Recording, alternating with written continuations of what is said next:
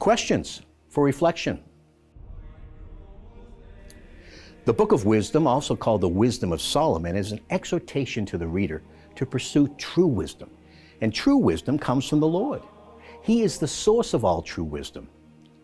Often unbelievers do not understand or comprehend the wisdom of God. Some may think the wisdom of the Lord is illogical.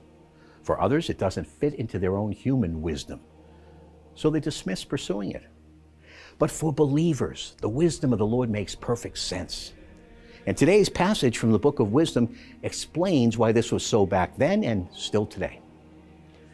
A person cannot see God, His works, His wonder, and His miracles, if they do not have a heart filled with genuine faith.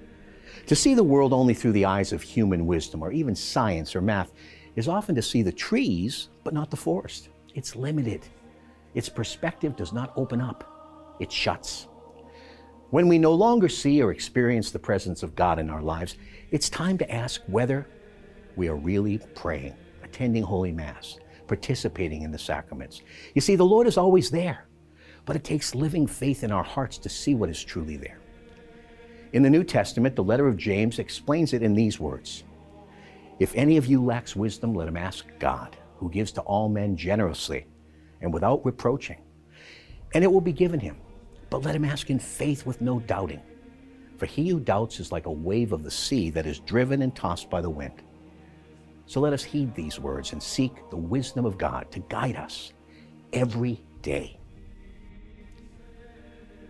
Our responsorial psalm is a great reminder that no matter where we go, the Lord is present. We can't hide from God or be lost from His sight, even in the depths of Sheol. Knowing this, let us be encouraged that God doesn't abandon His children, no matter how far away from Him they wander. The Lord will not abandon you. Trust Him. Turn to Him. Ask Him to intervene in your life every day and see what happens.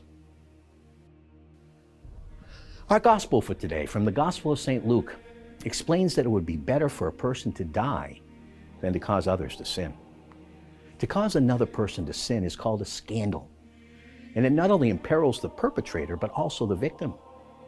For this reason, a person who causes another person to sin bears a great and mortal burden. The Catechism of the Catholic Church teaches us, and I quote, "Scandal is an attitude or behavior which leads another to do evil. The person who gives scandal becomes his neighbor's tempter. He damages virtue and integrity. He may even draw his brother into spiritual death. Scandal is a grave offense if by deed or omission another is deliberately led into a grave offense." That's paragraph 2284 of the Catechism. If we see others behaving scandalously, we have an important obligation to correct them. If they accept our correction, then we're obligated to forgive them, lest their scandal also impact us. Now, we live in a day when scandal seems to be increasing.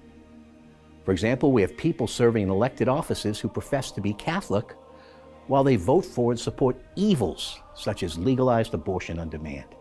They cause scandal. They should not only be voted out of office, they should be publicly corrected, both for their own good and to prevent further scandal from occurring.